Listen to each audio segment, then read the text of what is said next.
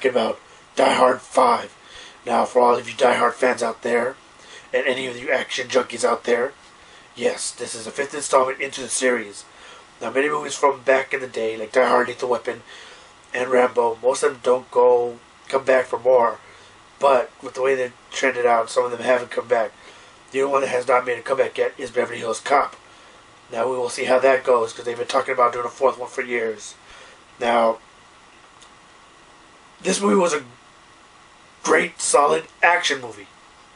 Now, I'm not saying this was a good Die Hard movie or a great Die Hard movie.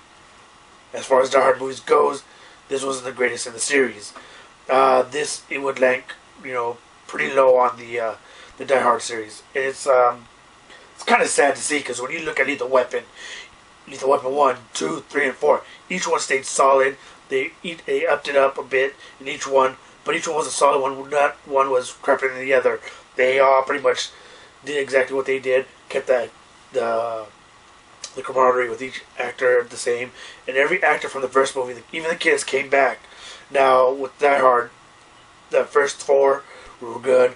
They had nice action, nice comedy. It was well written.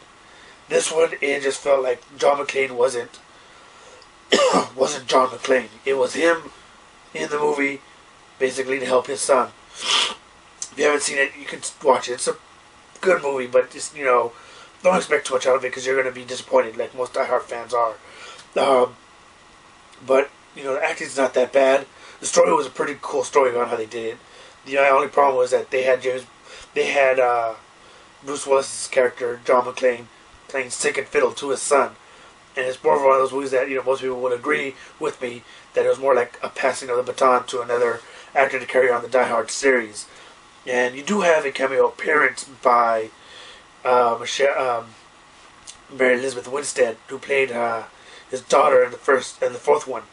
She comes back for a couple cameo appearances.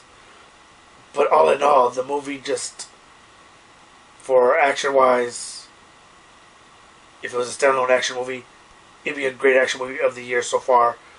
But since the Die Hard series, it was just an okay entry into the series. It was kind of disappointing.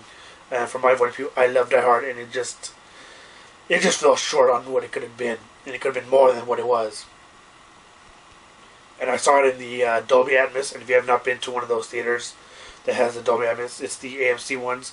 It's basically they have speakers on top ceilings, and basically for any part in the Die Hard movie, when the plaster was falling from the ceiling, it would basically, you could hear it above you falling down, which sounded really cool.